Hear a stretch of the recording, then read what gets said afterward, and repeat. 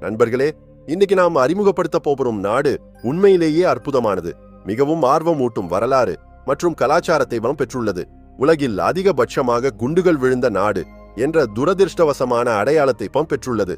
Golden ட்ரையாங்கிளின் பகுதியாக இருப்பதால் போதைப் பொருட்களுடன் தொடர்புடைய கெட்ட பெயரும் உண்டு. ஆனால் இது தென்கிழக்கு ஆசியாவில் மிக அழகான, அமைதியான, இயற்கை எழில் மிகுந்த நாடுகளில் ஒன்று. சுற்றிலும் நிலப்பகுதிகளால் முழுமையாக சூழப்பட்டிருப்பதால் உலகில் தனித்துவமான லேண்ட்லாக்ட், அதாவது கடற்கரை இல்லாத நாடாக தென்கிழக்கு ஆசியாவில் இது அறியப்படுகிறது. சீனாவின் கடல் வலையில் சிக்கிய நாடுகளில் இதுவும் ஒன்று என்று சொல்லலாம். லாவோஸ் தென்கிழக்கு ஆசிய கண்டத்தில் அமைந்துள்ளது. வடக்கில் சீனாவுடன், வடமேற்கில் மியான்மாருடன், கிழக்கில் வியட்நாமுடன், தெற்கில் கம்போடியாவுடன், மேற்கில் தாய்லாந்துடன் எல்லைகளை பகிர்ந்துள்ளது. இந்த எல்லைகள் மெகாங் நதி போன்ற இயற்கை எல்லைகளால் பெரும்பாலும் தீர்மானிக்கப்பட்டுள்ளன. இது நாட்டுக்கு இயற்கையான பாதுகாப்பும் வாழ்வாதாரமும் ஆகும். நாட்டின் மொத்த பரப்பளவு சுமார் 2,36,800 சதுர கிலோமீட்டர்கள். இங்கு நிலப்பகுதி மலைகள், உயரமான பீடபூமிகள், காடுகள் மற்றும் நதி பள்ளத்தாக்குகளால் நிறைந்துள்ளது. தற்போதைய மக்கள் தொகை சுமார் 8 மில்லியன் நடுவில் உள்ளது. இங்கு பெரும்பாலானோர் கிராமப்புறங்களில் வசிக்கின்றனர். தலைநகரம் மற்றும் மிகப்பெரிய நகரம் வியன்டியான். இது மெகாங் நதிக்கரையில் அமைந்துள்ளது. நவீனத்துவமும் பாரம்பரியமும் கலந்த நகரம். லாவோஸில் சுமார் 80% பேர் பௌத்த மதத்தினர். பகவான் புத்தரின் மீது பக்தியும் மரியாதையும் இங்கு மக்களின் வாழ்க்கையில் ஆழமாக ஊன்றியுள்ளது. நாடு முழுவதும் புத்தர் சிலைகள், ஸ்தூபங்கள், பழங்கால கோவில்கள் மற்றும் பௌத்த மடங்கள் நிறைந்துள்ளன.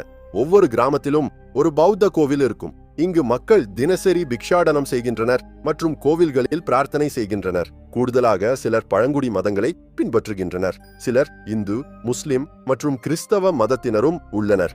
இங்கு மக்களை லாவோ என்று அழைக்கின்றனர். அவர்கள் பேசும் மொழியையும் லாவோ என்று அழைக்கின்றனர். இந்த லாவோ மொழி தாய்மொழியுடன் மிகவும் ஒத்திருக்கிறது. இரு மொழிகளுக்கும் இடையே உள்ள ஒற்றுமை அதிகமாக இருப்பதால் தாய்லாந்து மக்களும் லாவோ மக்களும் எளிதாக உரையாட முடியும்.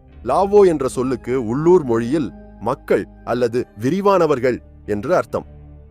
லாவோஸ் வரலாற்றில் மிகவும் துரதிருஷ்டவசமான அத்தியாயம் வியட்நாம் போர்க்காலம்.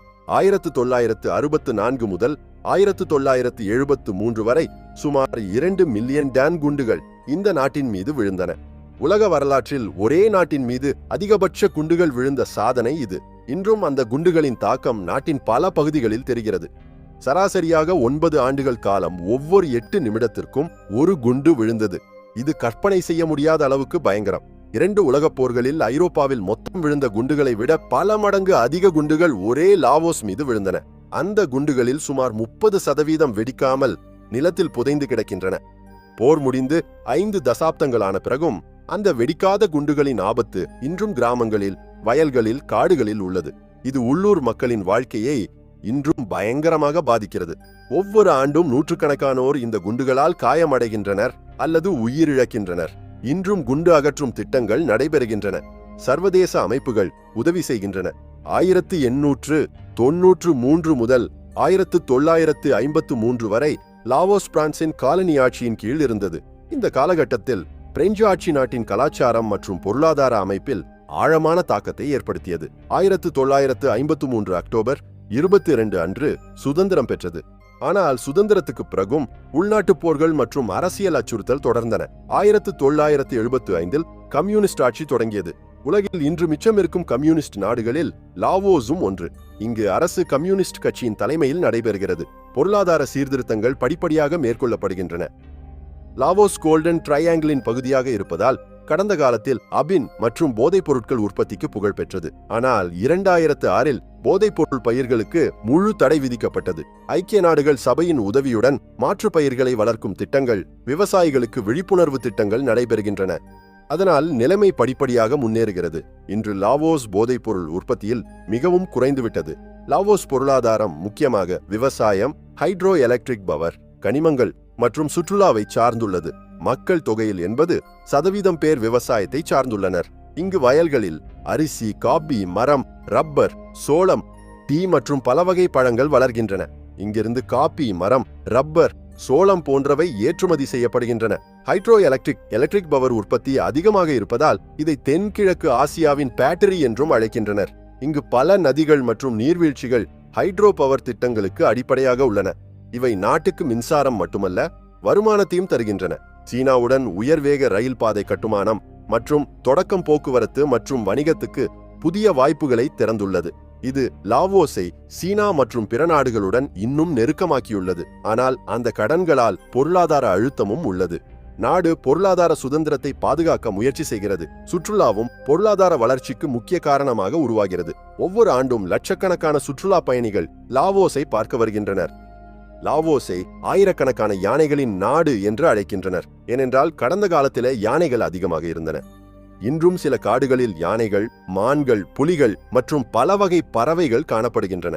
ஆண்டுக்கு குறைந்தது 12 பண்டிகைகள் நடைபெறுவதால் இதை பண்டிகைகளின் நாடு என்றும் அழைக்கின்றனர். ராக்கெட் பண்டிகை, அதாவது புன்பாங் ஃபாய், ஜூன் மாதத்தில் நடைபெறும். மழையை வேண்டி பெரிய ராக்கெட்டுகளை வெடிக்கச் செய்கின்றனர். இது பாரம்பரியப்படி புத்தருக்கு நைவேத்தியம் மற்றும் மழையை அழைப்பது. லாவோ புத்தாண்டு, அதாவது பீமாய் சந்திர காலண்டர் படி கொண்டாடப்படும். ஒருவர் மீது ஒருவர் தண்ணீர் ஊற்றிக்கொள்வார்கள். இது கடந்த ஆண்டின் பாவங்களை கழுவி புதிய ஆண்டை வரவேற்பது. பௌர்ணமி நாளில் லைட்ஸ் பண்டிகை நடைபெறும். இங்கு விளக்குகள் மற்றும் காகித பலூன்களை ஏற்றுவார்கள். ஆல்ம்ஸ் கிவிங் சடங்கில் காலையில் பிக்குகள் ஊர் முழுவதும் நடந்து வருவார்கள். மக்கள் அவங்களுக்கு பிக்ஷை கொடுப்பார்கள். இதுதான தர்மத்தின் அடையாளம். ஆகஸ்ட் மாதத்தை சைவ மாதமாக கடைபிடிப்பார்கள். இங்கு இறைச்சியிலிருந்து விலகி ஆன்மீகத்தை வளர்த்துக் கொள்வார்கள். லாவோ மக்கள் உலகில் அதிகபட்சமாக ஸ்டிக்கி ரைஸ் சாப்பிடுகின்றனர்.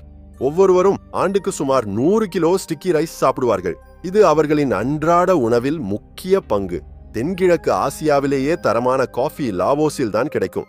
கிரீம் அல்லது பாலுடன் குடித்தால் இன்னும் சுவையாகவும் புத்துணர்ச்சியாகவும் இருக்கும். இங்கு மற்ற உணவுகளும் அற்புதமானவை. புதிய மூலிகைகளுடன் தயாரிக்கப்பட்ட சாலடுகள், கிரில் செய்யப்பட்ட மீன், லாவோ சாசேஜ் மற்றும் பல வகை பழங்கள். லாவோஸில் இளைஞர்களின் சதவீதம் மிக அதிகம். மக்கள் தொகையில் 70% பேர் 30 வயதுக்கு குறைவானவர்கள். இது நாட்டின் எதிர்காலத்துக்கு நம்பிக்கையூட்டுவதாக உள்ளது. சராசரி உயரம் உலகில் 2வது இடத்தில் உள்ளது. இது மரபியல் மற்றும் ஊட்டச்சத்து காரணமாக உருவானது. உலகில் நவீன மனிதனின் மிக பழமையான எச்சங்கள் லாவோஸில் தான் கிடைத்தன. அன்னமிகா மலைகளில் உள்ள தம் பாலிங் குகைகளில் சுமார் 46,000 ஆண்டு பழமையான எச்சங்கள் உள்ளன. இவை மனித வரலாற்றை புரிந்து கொள்ள முக்கியமானவை. லாவோஸில் பார்க்க வேண்டிய இடங்கள் ஏராளம். தலைநகர் வியண்டியானில் முக்கிய அம்சம் பா தாட் லுவாங். இதை மதர் டெம்பிள் அப்படின்னு அழைக்கின்றனர். இது யுனெஸ்கோ உலக பாரம்பரிய தலமாக அங்கீகரிக்கப்பட்டுள்ளது. இங்கு புத்தரின் எச்சங்கள் உள்ளன என்று நம்பப்படுகிறது. இது தங்க நிற ஸ்தூபத்துடன் அற்புதமாகத்தான் தெரிகிறது.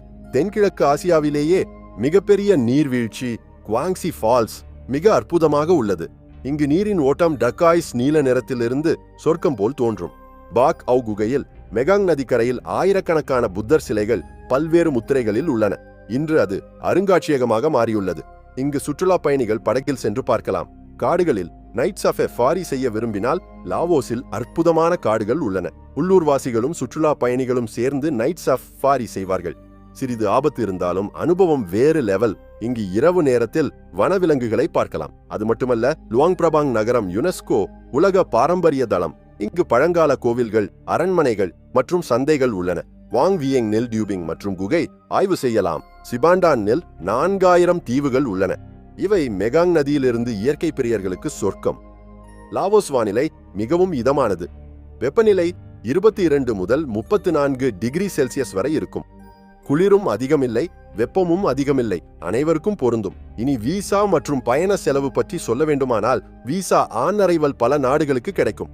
அதிகபட்சம் 30 நாட்கள் வரை இருக்கும். நேரடி விமானங்கள் இல்லாததால் இணைப்பு விமானங்களுடன் செல்ல வேண்டும். ஒருவராக சென்றால் 7 முதல் 8 நாட்கள் பயணத்துக்கு விமான டிக்கெட் தவிர மற்ற உள்ளூர் செலவுகள் மிக குறைவு. சுமார் 20,000 முதல் 40,000 ரூபாய் வரை இருக்கும்.